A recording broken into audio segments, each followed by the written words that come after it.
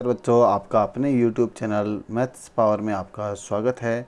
आज हम कक्षा 8 की गणित की कार्य पुस्तिका परखर के कार्यपत्रक 12 को इसमें हल करेंगे।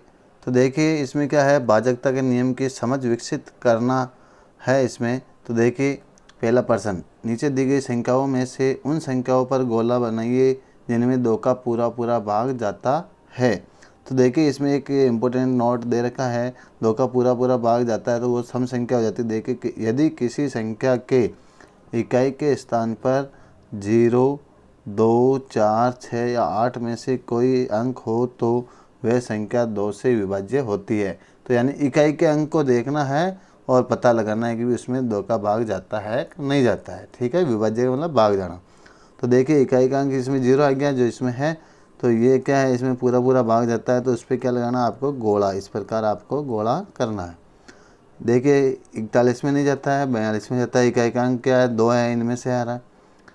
फिर 43 में नहीं जाता है, 44 में जाता है, 45 में नहीं जाता है, 46 में जाता है, 48 में जाता है, 50 में जाता है, 52 में जाता है, 54 में जाता है, 56 में जाता है, 58 में जाता है, 60 में जाता है, 62 में जाता है, 64 में जाता है, 66 में जाता है, 68 में जाता है।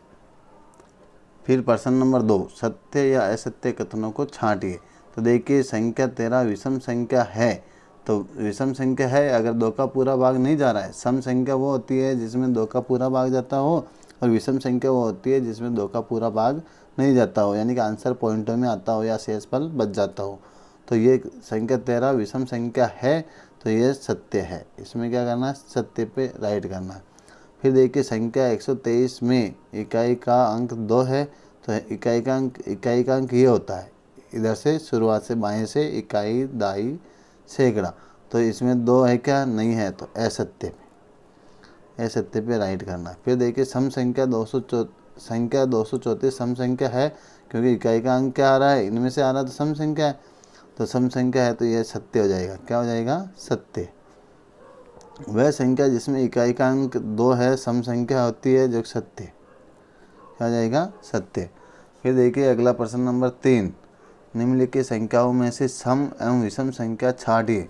तो सम संख्या वो होती है जिसमें 2 का पूरा पूरा भाग जाता हो। तो देखिए 2 का पूरा भाग किन में जाता है, जिनके इकाई के अंक क्या हो, 0 हो, 2, 4, 6, 8 हो। तो देखिए यहाँ 12 में इकाई का अंक 2 है, इसमें जाता है। सम संख्याएँ लिखनी है तो ये सम संख्या हो गई, ये आपके सम हो जाएगी, ये सम हो जाएगी, ये सम, ये सम। ठीक है, तो अब सम संख्याओं को लिखना है। तो 12, 164, 2000, 7004, 60, 888, 7382, ये सब सम संख्याएँ हैं। विषम संख्याएँ जो शेष बच गई वो सब विषम है। देखिए 33, 2005, 7777, 1805, 2681। ठीक है, इस प्रकार यह हो गया आपके सम और विषम। फिर आगे देखिए प्रश्न नंबर 4, ये क्या कह रहा है, निम्नलिखित संख्याओं में सम संख्या पर गोले एवं विषम संख्या पर चौकोर का निशान लगाइए और नीचे दिए गए प्रश्नों के उत्तर दीजिए। तो देखिए जो सम संख्या किसे कहते हैं, जिसमें 2 का पूरा पूरा भाग जाता हो। 2 का पूरा भाग 87 में जाता है कि नहीं जाता है, 175 में भी नहीं जाता, 2008 में जाता है। तो इस पर तो क्या लगाना है, गोल वृत्त का चिन्ह। इसमें भी जाता है, इसमें भी वृत्त का, इसमें भी गोला करना है, जिसमें जाता है उसके गोला करना है। बाकी इनमें नहीं जाता है तो इनके क्या है, वर्ग बनाना है। क्या बनाना है, चौकोर वर्ग। ठीक है, इस प्रकार ये वर्ग बनाना है। ये विषम संख्या है जिनमें 2 का पूरा पूरा भाग नहीं जाता है, ये लीजिए। अब क्या है, इनमें दी गई सभी सम संख्याएं लिखिए। तो जो सम संख्या है उनको लिखना, सम संख्याएं गोले में है। देखिए 2008 है पहले, फिर आपके गोले में 8732, फिर आपके गोले में 8734, फिर 612 गोले में हो गई ना। देखिए 5, 1 2 3 4, तो यहाँ 1 2 3 4 दी गई सम संख्याओं में से सबसे छोटी संख्या लिखिए। सम संख्याओं में सबसे छोटी कौन सी है? 612। तो ये सम संख्याओं में 612 सबसे छोटी, ठीक है। दी गई विषम संख्याओं में से सबसे बड़ी संख्या लिखिए, यानी जो विषम संख्याएं हैं इनमें सबसे बड़ी विषम कौन सी होगी? देखिए एक तो 603, 121, 289, 2017, 2008, तो 2017 हो जाएगी। तो सबसे बड़ी विषम संख्या कौन सी होगी? सबसे बड़ी विषम संख्या क्या है? 2017। संख्या 121 सम संख्या है या विषम संख्या है? तो 121 क्या है? विषम संख्या है। 121 विषम संख्या है।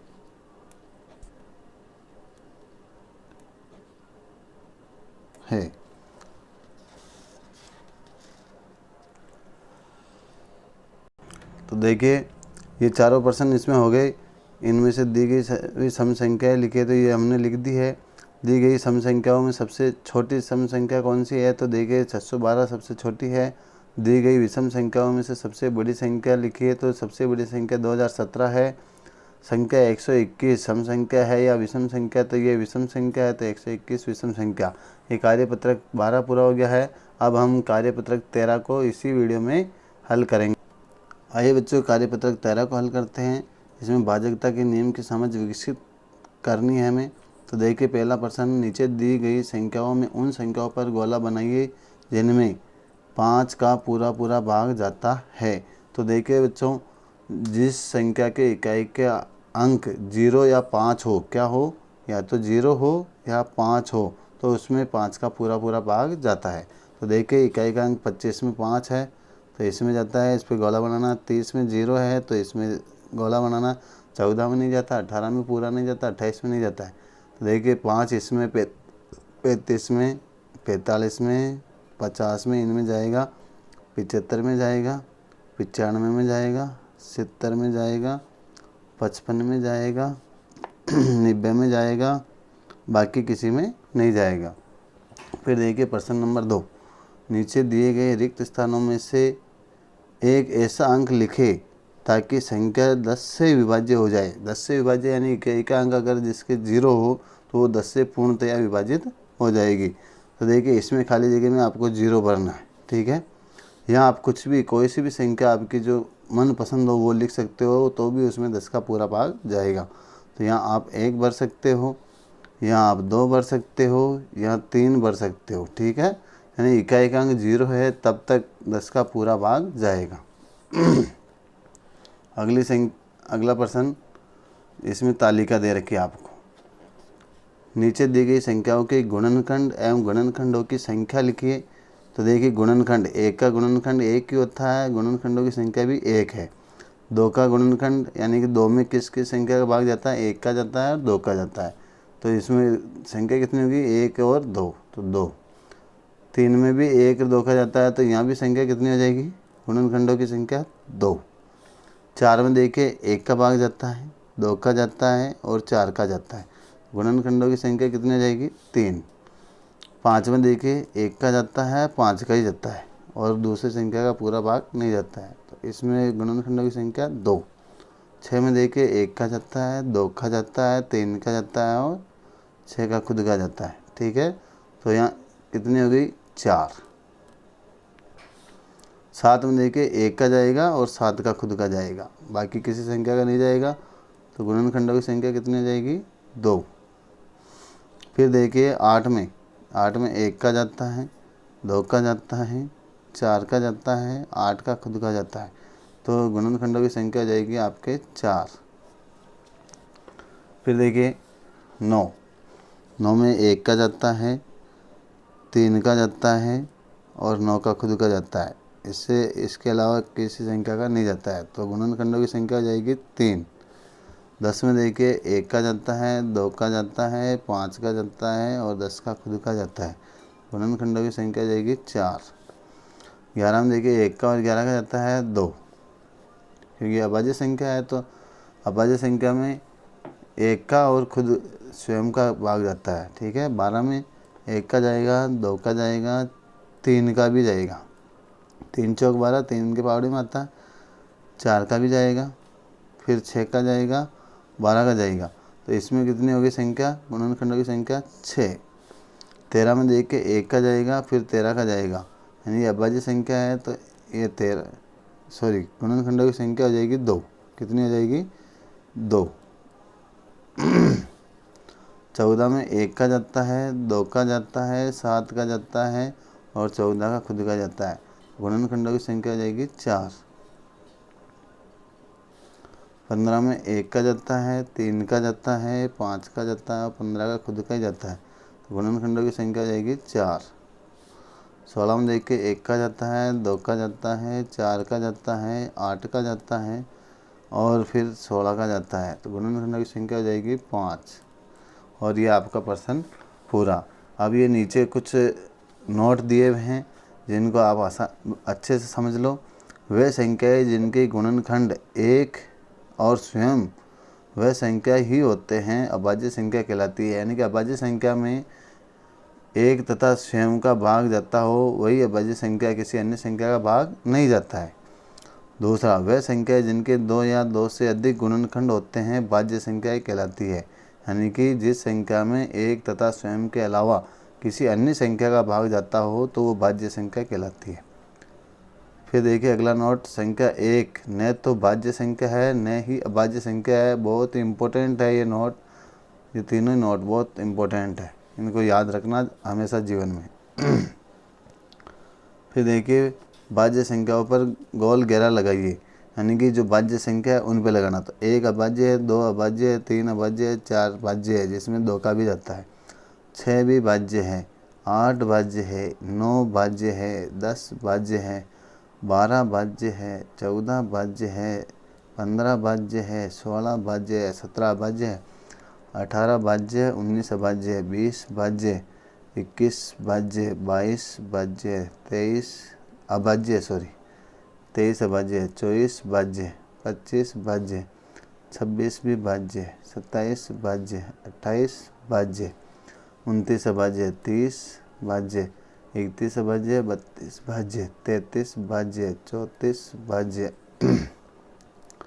35 भाज्य, 36 भाज्य, 37 भाज्य, 38 भाज्य, 39 भाज्य, 40 भाज्य, 42 भाज्य, 44 भाज्य, 45 भाज्य, 46 भाज्य, 48 भाज्य, 49 भाज्य, 50 भाज्य, 51 भाज्य। ये भाज्य संख्या हो गई, बाकी अभाज्य संख्या है। फिर लास्ट प्रश्न कार्यपत्रक 13 का, नीचे लिखी संख्याएं किस किस संख्या से भाज्य है लिखिए। तो यानी कि इनके क्या लिखने हैं, गुणनखंड लिखने हैं। तो देखिए 10 में 1 का भाग जाता है, 2 का जाता है, 5 का जाता है, 10 का खुद का जाता है। 16 में देख के 1 का जाता है, 2 का जाता है, 4 का जाता है, 8 का जाता है और 16 का खुद का जाता है। 15 में देख के 1 का जाता है, 3 का जाता है, 5 का जाता है, 15 का खुद का जाता है। 25 में 1 का जाता है, 5 का जाता है और 25 का खुद का जाता है। इस प्रकार ये कार्यपत्रक 12 और 13 इस वीडियो में कंप्लीट हो गए हैं। हमारे चैनल को लाइक एंड सब्सक्राइब कीजिए। Thank you.